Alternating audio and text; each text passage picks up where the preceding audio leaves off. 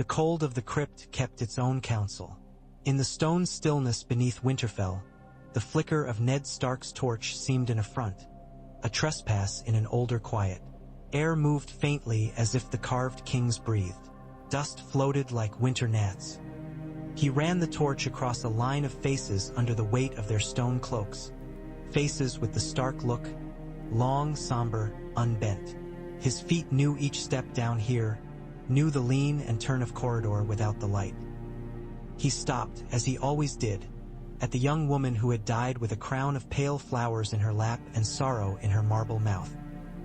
He could not stand here long without his thoughts running to Promise's maid and to the girl upstairs who would never take well to a needle threaded with silk. He had not told Catelyn yet, nor Maester Luwin, nor the boys. Not all of it. He was a cautious man, and caution came to him as easily as drawing breath. Yet there was something stubborn in him, too, that would not be argued away by propriety or better advice. He was too often the last man standing on his own side of a hard choice because there was no other man to own it. "Forgive me," he said to the stone girl who had been his sister, and the word fled up into the vaulting, too small in the old air. He imagined it catching on spider threads, affiliating itself with other unshed apologies. When he came up, the world was narrowed by snow. The godswood had the muffled quiet of a room where a man sleeps. He found Arya there by the heart tree, black hair tangled, cheeks raw with cold, practicing at a fence that did not know it was a foe and failing to take much notice of being struck. Any other girl would have come inside when her fingers lost feeling. Not Arya. Her jaw set hard when she missed and harder when she did well. She should have been mending stitches with the septa. Her stitches were crooked. There were some crooked things a father could stomach, but not the thought of taking his daughter to a city where smiling men wore soft knives in their words. She heard him only when his boots cracked old ice on the path. She spun, pushed hair from her eyes, mouth set to defy before she knew what. Then she unclenched, seeing who it was, but did not drop her stick. "I do not want to sew," she said. "No greeting." "I gathered." He stood before her and she scowled up at him. The heart tree watched with leaf eyes, a face carved into its bleeding bark that had learned patient things over centuries. "They will make me," she said. "In King's Landing. They will try. And you will let them?" she accused, ferocious a moment. The iron little thing that he knew too well for comfort. She had his sister's temper. If he cast her into court, court would either crush her or be bloodied. He thought of a golden boy with a petulant mouth.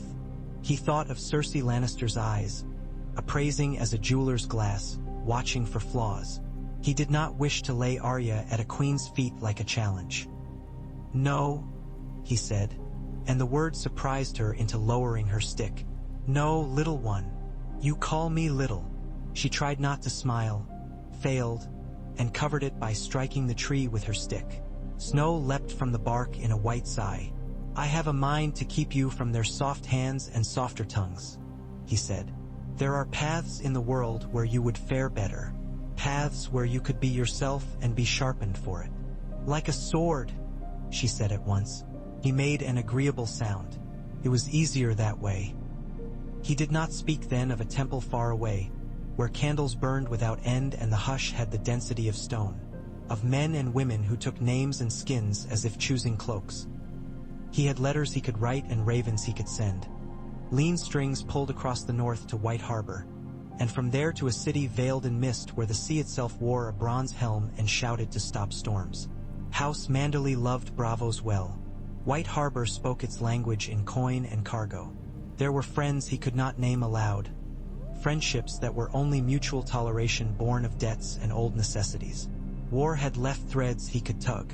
Arya jabbed her stick. "You are thinking," she said miserably. "You look like I do when I have to sit at table and listen. It takes all the color out of you. It puts it back too." He crouched, joints protesting. He was not an old man except at dawn and after a hard day in the saddle. "Would you go away if I sent you? Would you be brave for me, instead of tearing your gown at court, so you might be scolded in front of all the little lords and ladies?" She glanced sideways at the tree, a child's look for older approval, then at him. "Away where?" across the sea, to learn. Her brow knit, mouth gone. He saw fear move in her like a small fish darting in silt. She was 9 years old and better at hiding her fear than most men he'd known. "I don't want to go," she said. Her stick sagged down in the snow. "If you go to the south and I go away, we won't be anywhere together." He thought of that and his throat closed. "For a while," he said. "Not forever." She studied him as if he were a figure she must get right in one try. "If you send me," she said eventually, "I will go." He put his hand to the back of her head and felt the coarse, cold hair under his palm. He slid his thumb over her ear, and the smallness of it made him unsure, made him a father instead of a lord. Then Arya threw her arms around his neck as if to strangle, which was how she hugged, and he let himself be held. The Raven to White Harbor went that evening. He used the words that made ink lie with a straight face. The Manderleys had ships and men whose honor lay in coin. More, they had the talent of overlooking what they weren't meant to see. He signed the letter with his name and thought how names could be locked up or traded, whispered or thrown. He kept this one. Caitlyn's face, when he told her, was the weather over the Wolfswood at the turn of a season, sunset and storm. She sat through the telling without gesture and without interruption, and only when he finished did she look down at her hands, a habit of hers when the thought to be spoken was too hard to look in the eye. "To Bravos," she said, "to the place where men sell death as if it were cloth." "No," he said quietly, "to a place where men learn to put themselves aside, and to see what is. That may keep a child alive better than a curtsy." "And who will keep her heart?" Caitlyn asked. "What sort of husband will you find for a girl who tells no truth to anyone? What sort of life is that?" "A life," he said. "We are not negotiating with the gods, Cat. We are trying to keep our children from being chewed to the bone by men." "You were a boy in the Vale," she said sharply. "They made you decent, they say, and gave you honor you already had. There is no honor in what you suggest.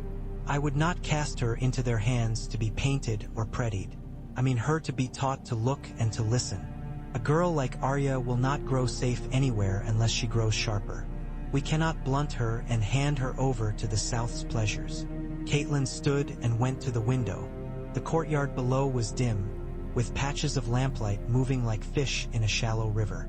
She watched men cross the yard, voices clinking like spurs. When she spoke again, it was very evenly. "If she dies there, I will hate you. I will hate you even if it is no one's fault. If she dies here," he said, "I will hate myself." They went to Arya together. The girl sat on her bed while they spoke, the mattress creaking under her narrow weight. She did not cry. Sansa would have cried because tears belong to girls in songs. Arya's face went flat and pale. When the talk ended, she nodded once, jaw too stubborn to wobble. The night before the White Harbor rider left, Jon Snow found Arya in the armory. He came like a shadow through shadows and leaned on the wall, watching her struggle with the long, heavy wooden sword he'd had the smith shorten for her. Jon's smile was crooked, not his father's. He had a way of offering levity that did not diminish the serious. "You'll never swing that the way Robb does," he said, and then softer, "I have something." He drew it out wrapped in rough cloth, and what was inside made Arya gulp. A narrow blade, short as a child's forearm, with a grip she knew her hand would love at once. "It's not heavy," she whispered, awed, and then flushed because she had whispered. "It shouldn't be. You are quick, not strong." Jon reached, turned her wrist, placed the blade into her palm so that it lay along her bones. "There, that suits you." She lifted it and it lifted her. She could already see where it might go, between, around, into the gaps people did not see they left. "I have to name it," she said in sudden panic, "because sometimes if you didn't speak the name it wouldn't be true. Then name it." Jon's eyes had the hard softness of a half-wild dog who had chosen his household. She smiled like a thief in a tale. "Needle." Jon laughed quietly, and the sound knocked something loose in her chest.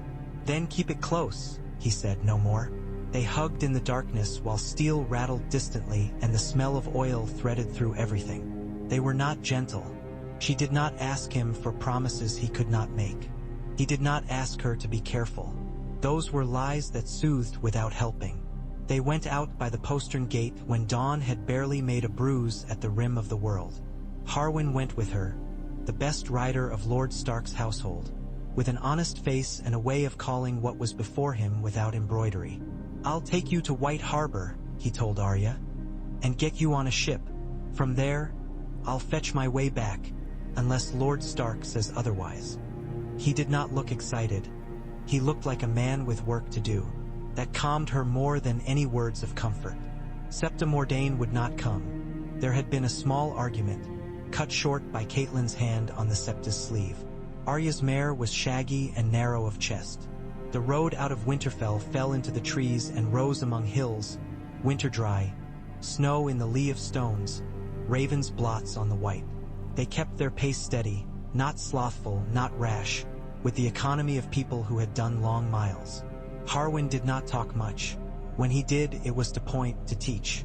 Avoid the low ground if it has thawed. You'll lose your horse to the knees. Or, if you smell smoke sweet as tar, you're near a bog. He had the north in his mouth. At the White Knife, the sound of the river took them before the sight. They reached White Harbor under a sky that looked peeled and raw.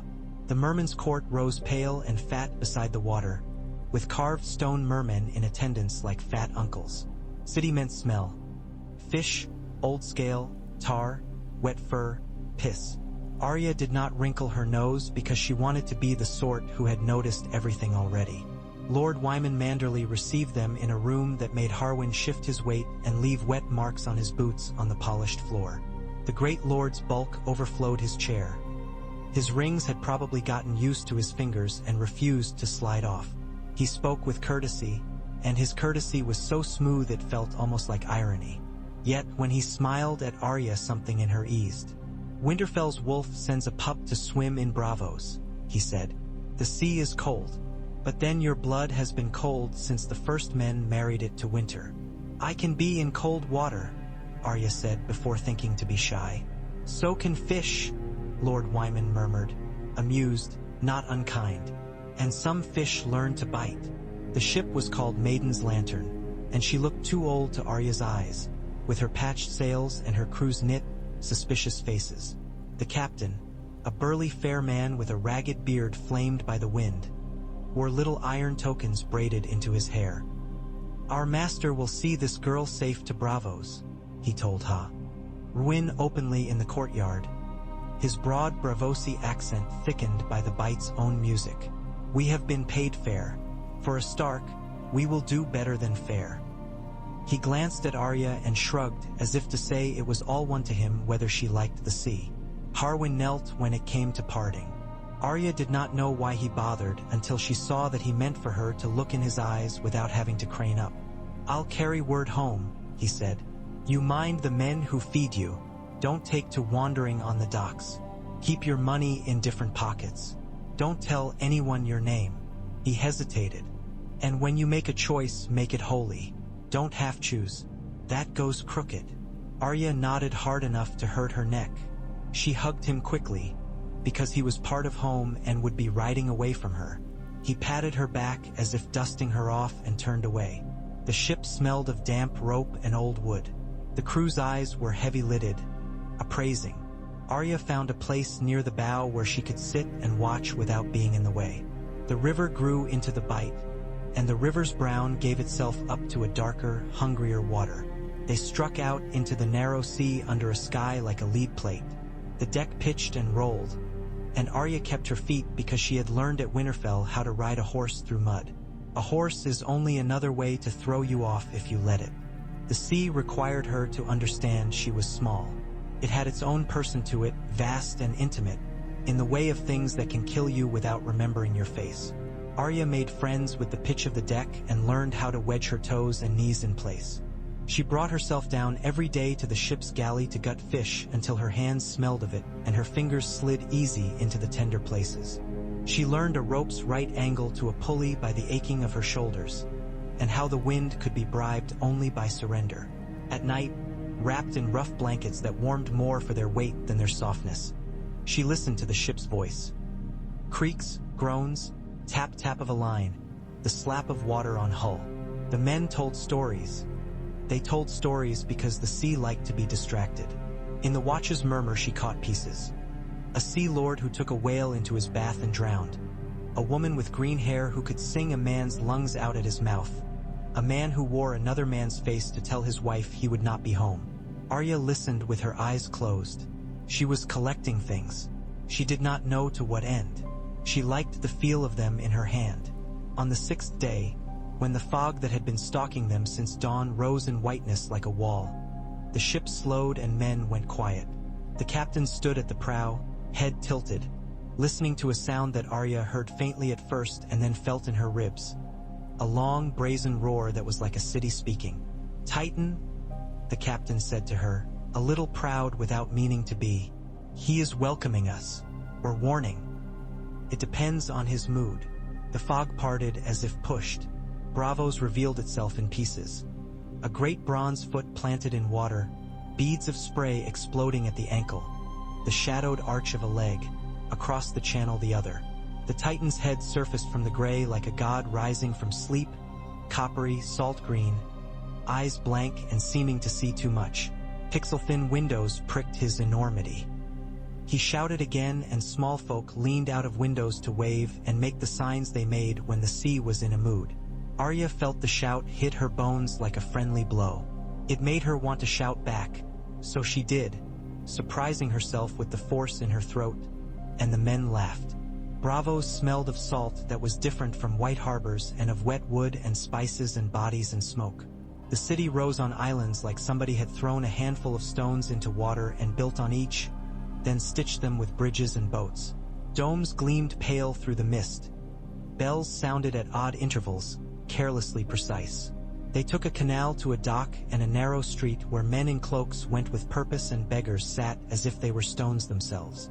The captain spoke a few low words with a man under an awning whose face was thinner than his clothes and got his hand pressed with coins in return. He came back to Arya with a look that was between caution and dismissal. "You go to the house of black and white," he said, and he made it sound like a place a man would avoid unless he had a debt he meant to pay with his life. "They know you are coming. I will take a boy to carry your trunks." "I have no trunks," Arya said, and he made a small huff of a laugh, surprised into liking her. They crossed an arched bridge where the water made a black mouth beneath. Arya walked as a wolf cub might on ice, quick but ready to catch herself. The house stood on the canal's bend where a little garden grew, incredulous, in the damp. It was a building of black and white stone bands that rose into a round dome like a skullcap. The door was half black and half white with a seam down the middle, and when it opened she saw it open to both colors at once, and there was inside the cool she had associated with crypts and the scent of something thorny. Incense perhaps, or a herb she did not know. A woman received her in the door, a woman of middle years with hair grayed irregularly and eyes that seemed uncolored. They took her measure without moving. Behind the woman, in the dim, stood a hall where candles burned as if they had been burning for years without being extinguished. There were statues in niches, a bearded old man with closed eyes, a weeping woman holding a cup, a figure with a goat's horns, a youth with a spear. The air had a taste to it that Arya recognized from Winterfell, the taste of quiet that isn't empty but full. The woman looked down at Arya's face, then lower to the sword at her hip. Arya had wrapped needle tight and hidden it, but pressing absence was as loud as weight, and the woman's eyes dropped too close to the right place. "We do not have visitors," she said in the common tongue, her accent like water over stones. "We have those who come to end, and those who come to learn to serve the end." She reached out, not touching, palm hovering over Arya's cheek as if feeling for heat. "Which are you?" "A girl not wanted at court," Arya said, too quickly, and then bit the inside of her cheek. She had promised herself not to speak that way here. She tasted blood and felt the woman's eyes flicker to her mouth and back again, registering everything as if everything were a message. "My father." She made herself stop wholly. "I came to learn," she said simply. "Many who say the word do not mean it," the woman observed. "But we can teach most to mean it if they stay." Arya inclined her head as if she knew how to do respect in this place. She did not know if it mattered. She wanted very badly not to be sent away, and equally badly not to be accepted. That split hurt in a satisfying way. They took her name at the door and put it away.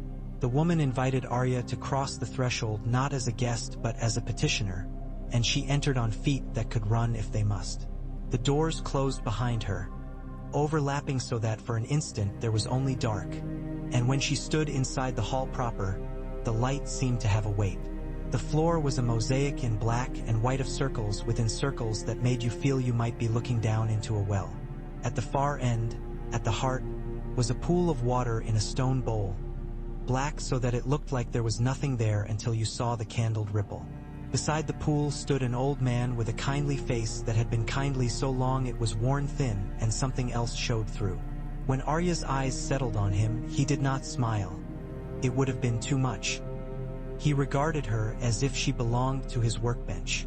"You are far from where you were born," he said softly. "I have always been far," Arya said. She did not know why she said it, but it felt true. "And you have always been near to something you do not see yet." He tilted his head, making her think of a crow studying a bright object. "Drink." She hesitated. He dipped a small ladle into the dark water and held it out. It smelled like stone after rain. "It will not harm you," he said, and though he might have lied, he was not lying. She drank. The water was colder than any water she remembered in her mouth, and then it warmed her stomach and went out into her limbs so that her fingertips felt like someone had set tiny fires in them. "You will be put to work," the old man said. "You will be expected to watch and to listen and for some time to say little. We will make you no promises. We do not train killers for fashion. We train servants. Do you understand?" "I do," Arya said, and understood some of it. You could understand the rest later. You had to say yes somewhere. He regarded her a moment more. "You will learn to lie," he said. "You will learn to tell the truth so well that any lie you tell can use it as a crutch and not limp." He nodded to the woman who had met Arya at the door. "Take her to the women's quarters. Trim her hair. Give her a name that is easy to say and to forget." The woman's mouth twitched. "We have a name useful for such as this. A small stream that vanishes in drought and appears again where it will." "Cat," Arya said, because she would not answer to water. The woman blinked once. The old man made no sign. Perhaps it mattered. Perhaps it did not. They cut Arya's hair with a knife. The woman stood very close while she did it, breath smelling faintly of anise. She caught the hair in her left hand as it fell as if it were worth keeping, but left it of course for the sweepers to collect. They gave Arya clothes of gray that fit too loosely and, by design, made you forget the body inside them. They showed her a pallet in a cell with a low ceiling and a slit through which a finger of day could point if it cared to. They gave her a bowl of broth that had an odd sweetness. When she had eaten, the woman sat with her in silence and then said, "You are not asked your name, not asked where you came from. If you tell it, you will be kissing the mirror. That will not help you." "I won't tell." Arya did not say would not. Won't is a child's word, and this place made you put away childish words even when your bones still held them. "Good." The woman rose with a slow grace. "When you are spoken to, answer. When you are told to do, do. When you are not told, watch and learn. Do not be clever in the way you enjoyed at home. That is one of the few pleasures we cannot make use of." The work began. She scrubbed floors. She tended to the temple's garden in its unpromising damp. She carried water and wiped the dust from the faces in niches whose names no one ever offered. She sat sometimes in the hall and listened to the murmuring of petitioners. They came in quietly, the ones who wanted death. A widow with red hands from washing her husband's blood from the slate of her threshold. A sailor whose cough broke him like a wave over and over until even his children did not know if they wished him still. A whore whose beauty had withered after too many kindnesses bought too cheaply. The people who came to truly die spoke little. The ones who came to threaten death often spoke loudly and long. The priests told both kinds to drink. The water did not always kill. It did something else first. It eased and softened and threw down barricades. Some drank and went out into the city and did not return, and some drank and lay down in the quiet places. And in the morning when Arya passed by she could sense the absence like a draught. She learned that there is dying and dying, and the better sort is a gift given where there is pain. In the afternoons, a small girl with hair like the inside of an onion played a game with Arya in the long arrow. Where the light was a perfect, uncommitted gray. She came and sat with her knees tucked up and her hands folded and said, very sweetly, "Tell me 3 things you have done today, one of them untrue." Arya tried to beat her every time and failed almost always. "Your mouth betrays you," the girl would observe without relish. Or, "Your throat works on the lie." Or, "You have learned to keep your face still. Your hands now will betray you." The girl's name was not offered. Arya called her the waif inside her own head because she could not seem to grow out of her child's limbs. There were scars at the insides of the waif's elbows like crescent moons in an old map. "Do they beat you when you lie?" Arya asked her once in a whisper. The girl looked at her with the patience of a cat waiting for prey to stop trembling. "Not if I do not lie," she said softly, after a pause. "And not if the lie is used to do something clean." Arya learned bravosi as one learns a knife in the dark, by being cut first. She learned the street with the 3 bridges and the fishwives who would pinch your cheek to distract you while their children pinched your coin. She learned the smell that meant storms coming, the way the canal water slipped its skin differently on days when the wind had come from the open sea. She learned that some men in bright, tight clothes liked to walk the narrower bridges so that if you fell you would fall in front of more eyes. She learned that courtesans in their gilded barges were famous as singers and scholars, and that men whose names mattered could be made to wait their turn like anyone. She learned to turn her face into a shape that people looked past. It was a relief to be invisible when your face was full of hunger. Sirio Farrell saw her once, and if she had not known who he was, she would have known from the way other men stopped to watch him move. He was a man of middle years with a receding hairline and a pride that wove itself around him as if it were a coat. He stood on a pale stone bridge and taught a boy to stand like a blade. The boy was not a good student, too much wind and no tree. Sirio did not shout like Winterfell's men would have done. He made a cutting little gesture with his hand and the boy's breath came in a ragged gasp of shame. Sirio glanced up once and his eyes fell on Arya. He smiled. He had the look of someone who enjoyed discovery the way other men enjoyed wine. "Girl," he said in the common tongue with a varnish of bravos. "You can stand and not be seen, that is well. But you think of not being seen when you should think of seeing." "What should I see?" Arya asked saucily because she was, after all, a girl who thought that if a man addressed her he might deserve her answer. "Where the man puts his weight," Sirio said at once, and pointed with the tip of his thin wooden blade without shifting the rest of himself at all. "Where the wind puts the dust. When the old woman on the corner has lifted her basket to strike you before she lifts it. See first. Then it is easy to not be seen." Arya filed it. She liked the feel of his talk. She liked that he was sure of things without being cruel. She bowed clumsily, because it seemed he was owed a bow, and he waved a wrist, dismissing apology or thanks as if they were both equal in their irrelevance. He turned back to the boy and cut the air into a lesson. Kat, the girl who was not Arya, sold cockles in the marshy maze where the canal water met poor men's kitchens. Kat learned to cry a sing-song for her wares, learned to smile in a way that was an invitation to believe her forgettable. The house let her go out like this because going out was part of being a servant. Kat came back each evening and washed hands that had touched too many coins and too many old wrists and too many mouths. Arya guarded her sword's hiding place like a tender scab. She tucked Needle into a crack behind a loose stone in a disused room off the lower hall that smelled of old candles. Keeping it was a sin here that felt like a blessing. She could not be one thing every hour in a place that wanted that. The thought of the blade's presence steadied her. Sometimes, alone, she took it out and let its line lie along her forearm. You keep a part of yourself in case you must become yourself in a hurry. News out of Westeros reached Bravos the way it always did. On ships and in taverns and in the tone a captain took when he spoke, which told more than his words. In the spring that was more like winter, A heavy man from Gulltown came in with a swelling in his leg and told anyone who would listen that the king had left Winterfell with half a court, drunk and hunting and swearing loudly enough to stir birds. In the summer, a crabbed Pentoshi wine seller said that there had been a quarrel on the King's Road and no one would say why, and that a direwolf had been killed for it.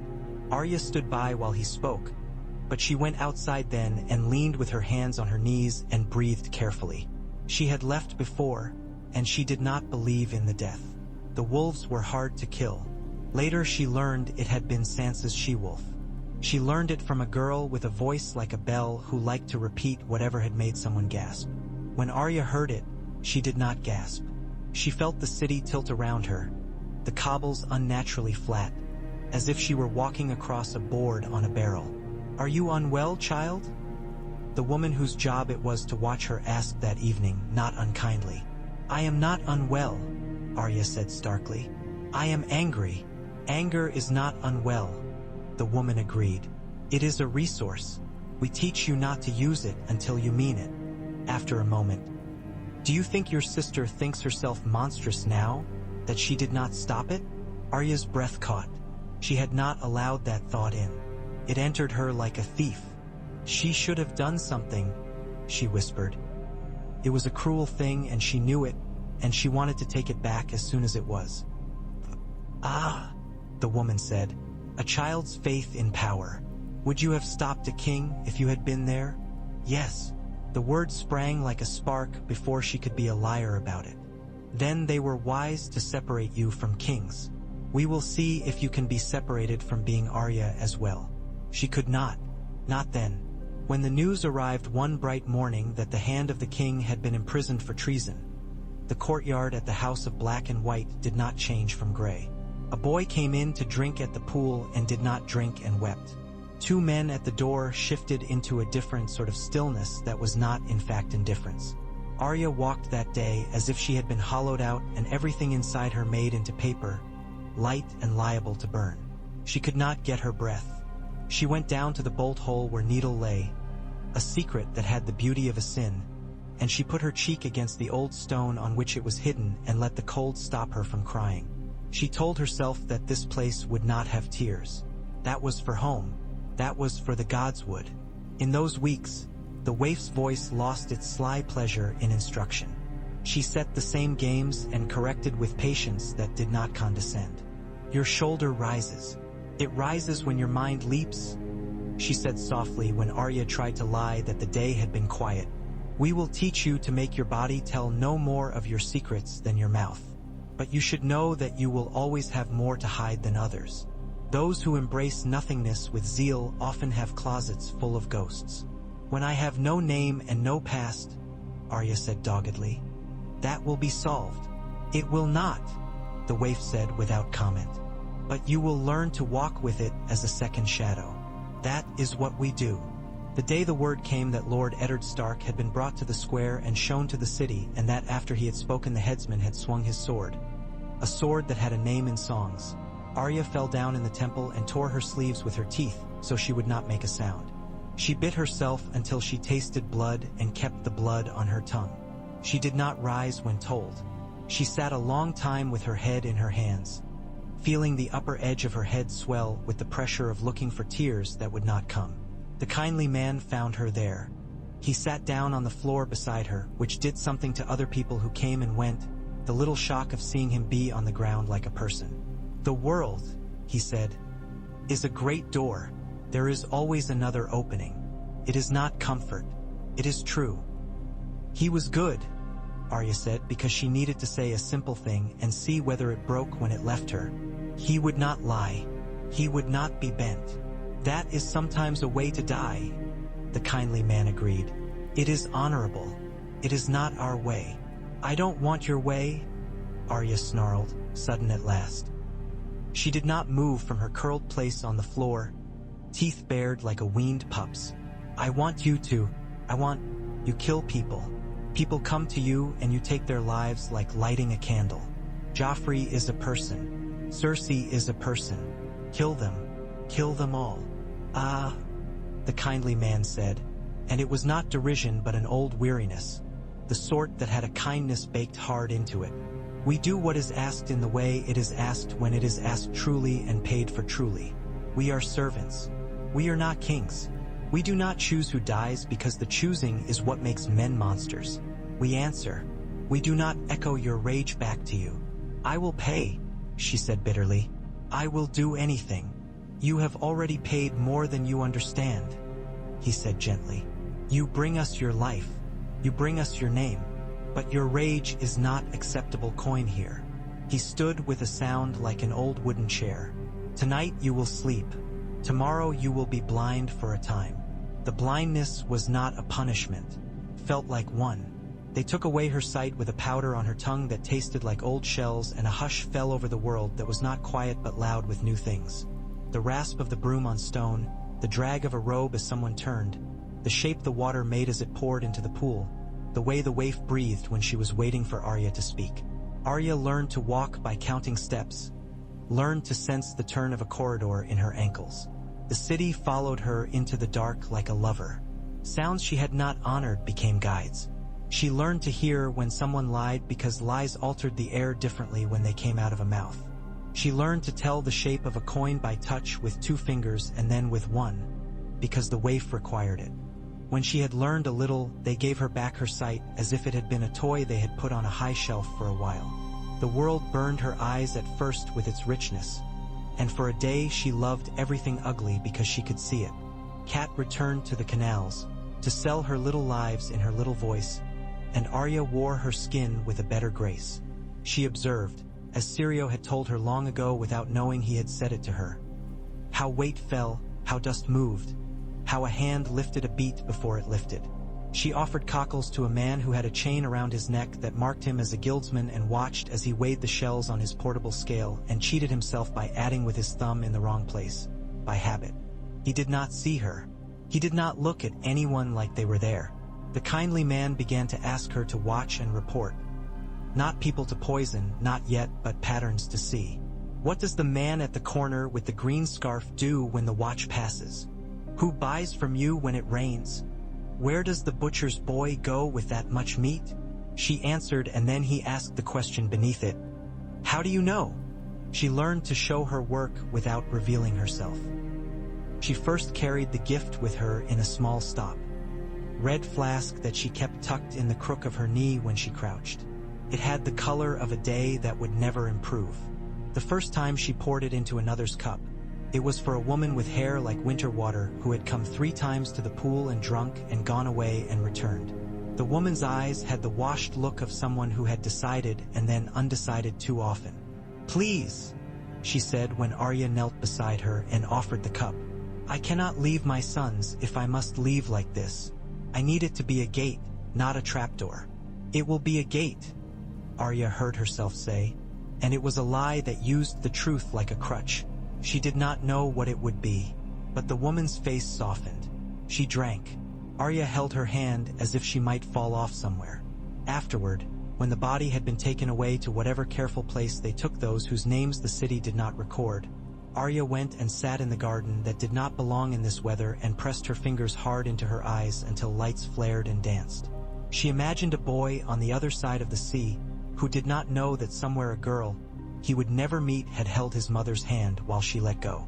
She wished then, suddenly, that she could give anything that cleanly to anyone she hated. It was different than sticking a blade in the meat above a knee. Clean had its own cruelty. Seasons turned like someone closing a heavy book and opening another. Robb Stark was called king in the north by some and traitor and fool by others. Arya learned each name with a care that made her want to bite the speaker. She learned that Sansa had been kept at court and was betrothed to the boy with a crown. She learned later that the wolf had been taken from Sansa and killed in the stables because it had snarled when a certain man approached. It was a small line in the mouth of a shipman who had seen a head nailed to a spike that week and thought not much of an animal's death. Arya walked home without looking left or right and felt the city's bridges tilt under her. That night she slept with needle laid flat under her, because having the steel between her bones and the stone was better than sorrow. Sirio found her again, months later, and did not trouble to say he had. He stepped into her path on a bridge with no rails and placed his hand flat on her shoulder. You move like someone whose feet know what they want, he said. That is dangerous. Your feet should not want before your eyes, and your eyes should not want before your mind. My mind wants, Arya said, braced to be scolded like a boy at drills. It wants revenge. Ah, Sirio replied, amused, not kindly. Everything wants that. Even gods. Even stones, if you give them enough time. It is a very boring desire. It is not boring to me, Arya said, because she could not help it. Then do not let it make you boring to yourself, he said, and tapped her forehead with the tip of his finger. Else you will only be a purpose and not a person, and purposes break more easily than people. She wanted to ask him to make her into the early tool of that purpose, to shape her, to give her a schedule so that each hour would bring her closer to some required skill. He only laughed when she spoke of discipline. Discipline is less interesting than its admirers can bear, he said lightly, and then, so lightly she almost missed it. If you are learning to lie and you do not lie to yourself, you will survive. If you lie to yourself, that is when men fall off bridges. The kindly man watched her with the look he gave curiosity. Detached, with a care not to let it become attachment. Then one afternoon, he called her into the long gray room and set a small box on the table as if it were a loaf of bread. Inside lay a coin. An odd one, thin and pebbled, unlike any she had seen in the markets. He touched it with a finger. Words attached to objects in certain cities, he said. In Bravos, a coin like this ties one phrase to a pilgrim's feet. If you show this and say what you must, men will take you to us in the narrowest alley of the most foreign place. It is a foolish magic in a world that scorns magic because it works. Do not show this unless you mean what comes next. What comes next? Arya asked softly. Service, he said, and then the stripping of everything that keeps you from serving. You may not want to know yourself by the time you are useful. That is often what the coin buys. He closed the box again. But you did not come for trinkets. You came for vanishing. I came for never being made to be someone I am not, Arya said, even if the price is to be no one. Ah, he murmured. Children think of negation as freedom because they are asked so often to behave opposite to themselves. Later you will form new chains of your own choosing. Pray that you do so with a clean hand. The first task that reached beyond watching came as the brown fog that meant autumn's own breath crept low along the canals. There is a man at the Purple Harbor, the kindly man said, who calls himself a clerk to the third seal, which is to say he is no one of importance. He works the ledgers for a guild house. He accepts bribes to alter weights and charges small men for medium loads and medium men for large, and so he has both the guilt of theft and of hypocrisy. A woman brought an offering for his death. We will send you to watch him for 3 days. Nothing more. Learn him. If I find that you have put your hand in hemlock when you were only to watch, I will make you blind again, and this time you will not get your sight back at dawn. Arya went as cat with a basket of oysters on her hip and stood where the men had to pass and shouted the proper cry. She learned him first by the angle of his hat, and then by the smell of the oil on his hands, and then by the way his jealousies moved him. He would speed a pretty woman through the line to frustrate a man he hated. He would underweight a rival's friend's CA. Rigaud to prove to himself that he was the sort who could do that.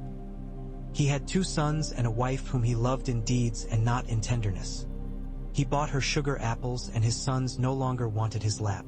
He walked with his weight slightly to his left foot. He admired himself when he passed a reflective surface and pretended he did not. By the end of the 3rd day, Arya felt she could carve him the way she had carved fish on Maiden's lantern. She reported all of it. The kindly man listened without interruption.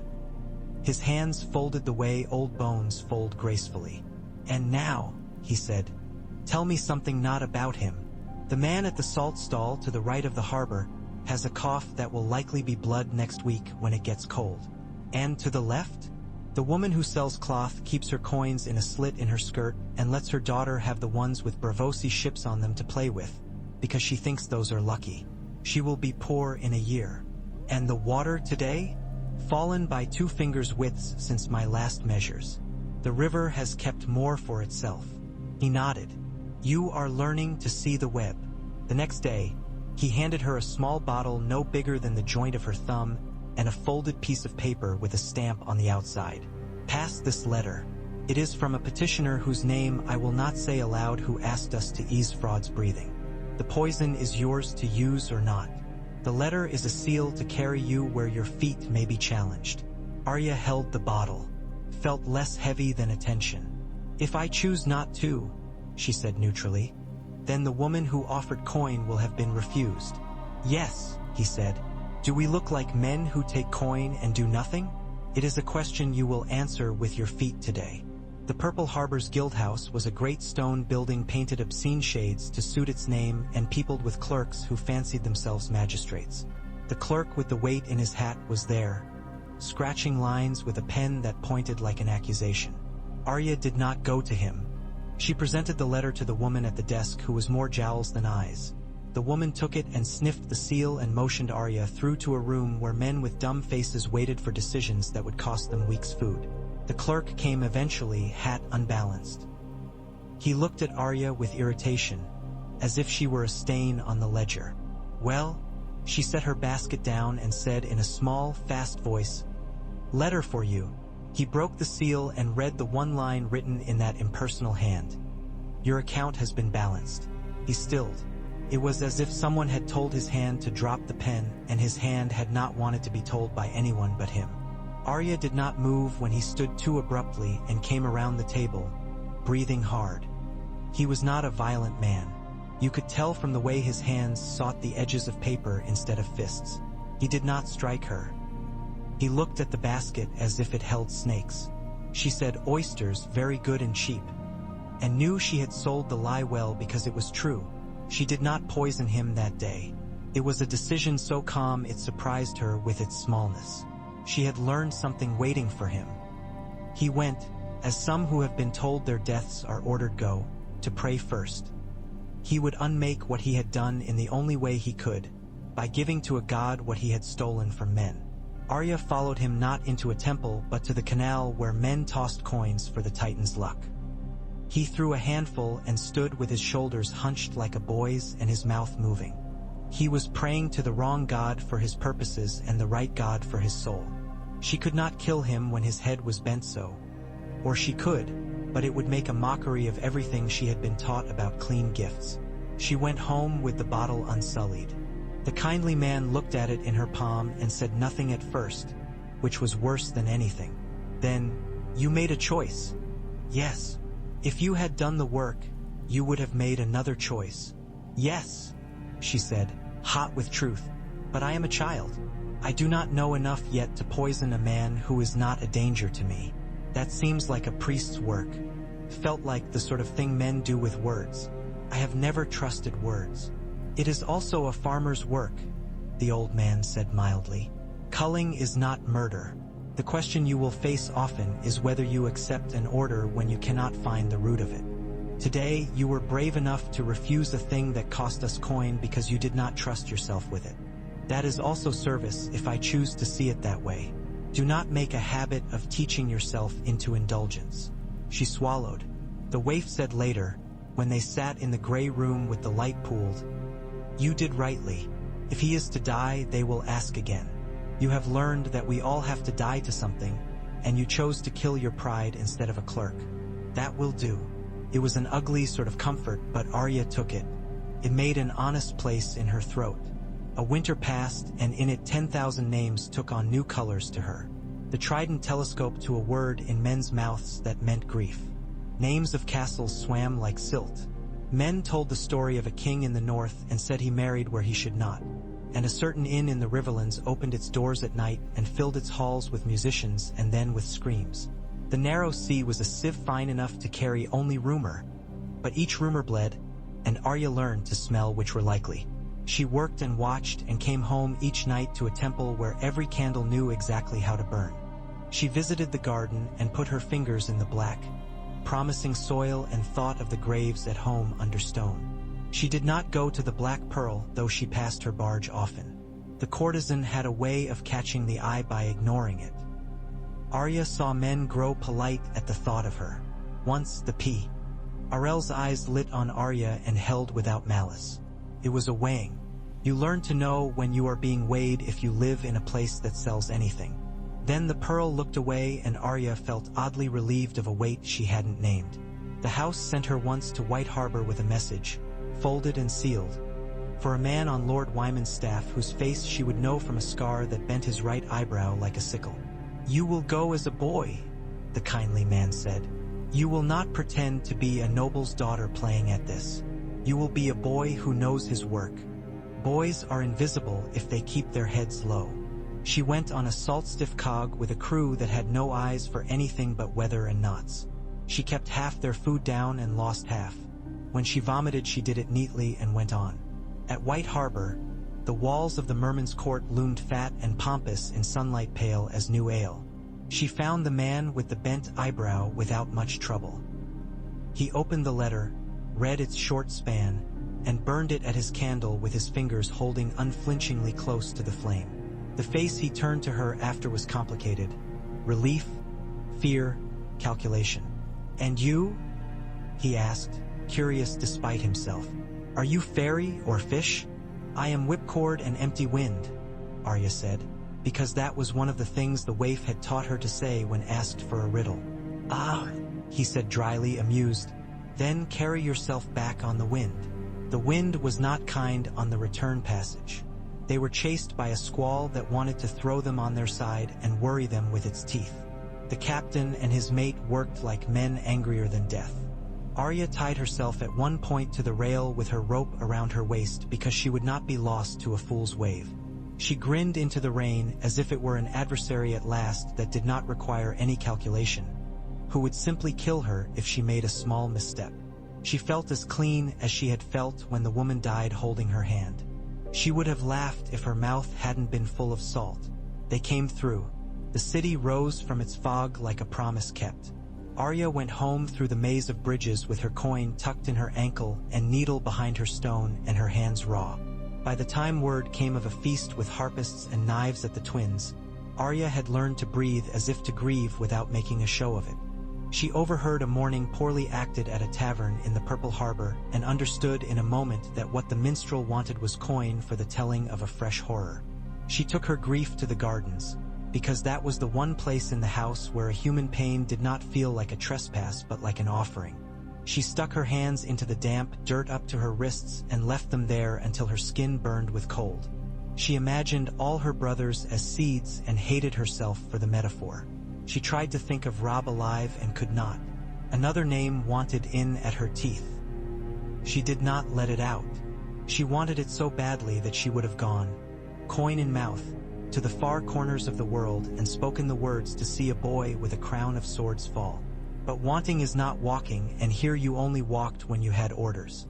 When she rose, the kindly man stood at the garden's edge with a look of mild disapproval that was not about her and not about anything she could name. "Many things are falling down in your country," he observed without curiosity. "We will begin to take more requests from it. Men grow bold in seasons of grief. They ask for deaths they would not ask for in a quiet year. Will we grant them?" Arya asked, and her voice did not wobble. It was the voice of a clerk's letter. "If the coin is right, if the cause is true," he said in the mild voice of someone who had no illusions on that score. "You will learn to weigh that as we weigh your words in the gray room." "And if someone brought the weight of a king's life to the temple?" Arya said. "What then?" The kindly man's mouth bent. It was not a smile. "We would count," he said, "and we would never tell you what the total was.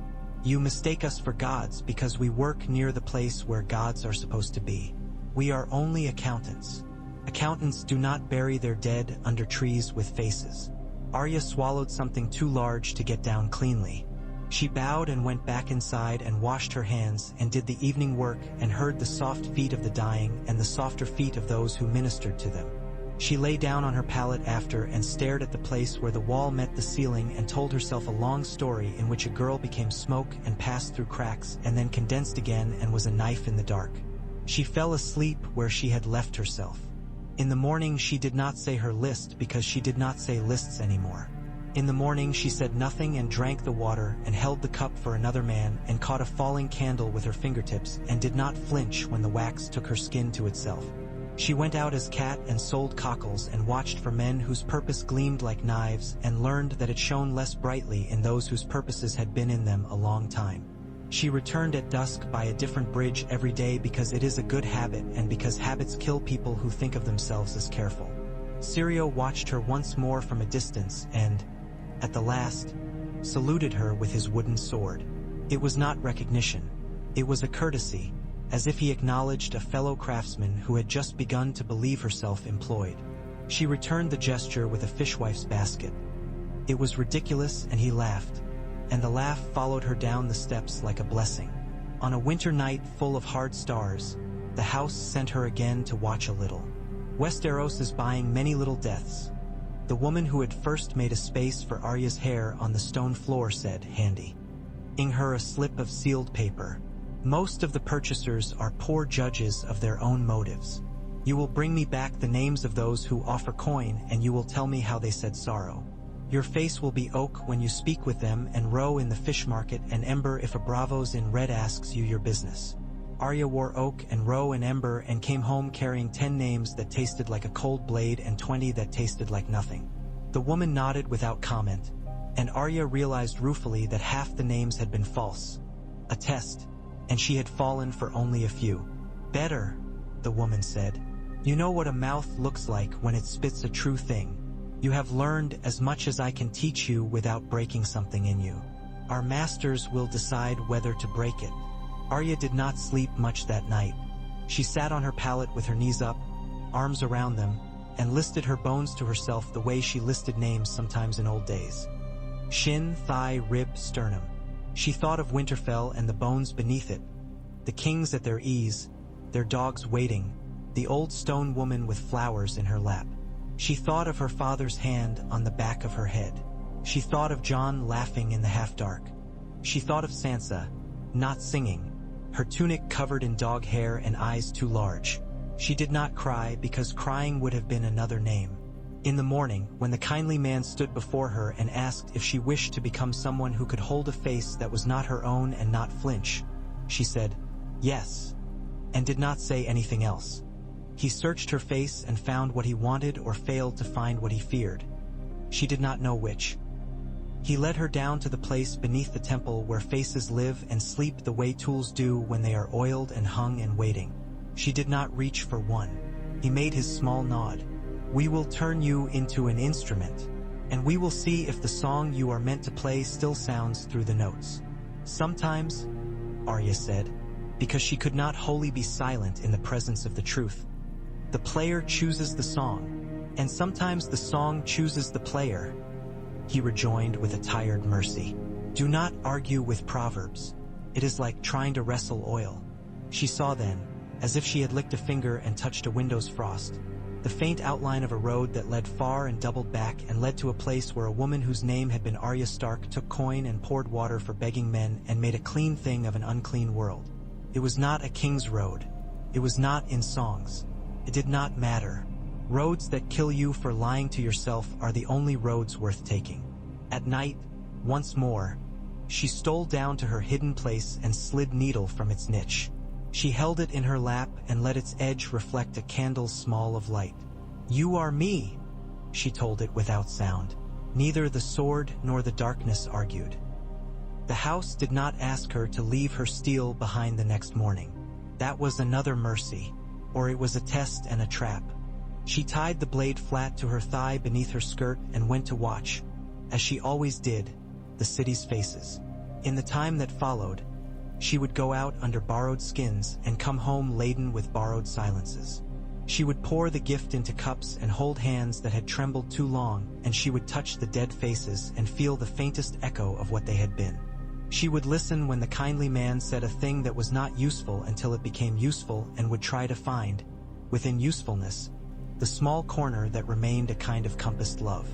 She would go to the bridge where Sirio practiced and stand, sometimes in the crowd, and in time he would no longer look up when she came because she would have become fully a part of the street.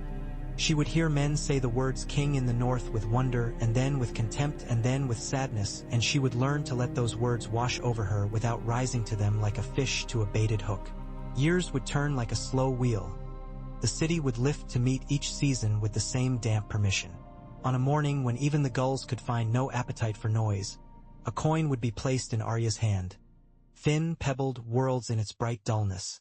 And the kindly man would say the words that were always said to those who went from service for a time to carry their service elsewhere. She would close her fingers around the coin until she felt its imprint printed onto her skin, and she would tilt her face up into the fog of her city and think of home. If she went back, she would go as no one and as herself. If she stayed, she would carve this place into her bones so deeply no song would ever be able to rub it out. Both things could be true, in a world that had taught her that truth was a blade you should only draw when you meant to use it. On a day when bravos shouted and ships replied and men turned their coats inside out to please a lucky wind, a girl with hair cut short under her cap walked across a bridge without rails and did not look down. A boy, running, barreled into her and bounced off as if he had hit a post and began to apologize loudly in a charming way designed to gather small coins as compensation for his trouble. She smiled the kind of smile you learned in a city where smiling was a trade, and gave him nothing and walked on. Under her clothes, flat against her thigh, a slender truth went with her. In her mouth she carried a prayer that tasted of iron. And in her chest, a wolf with patient ears lay down at last beside a god that had no face and listened to the city breathe.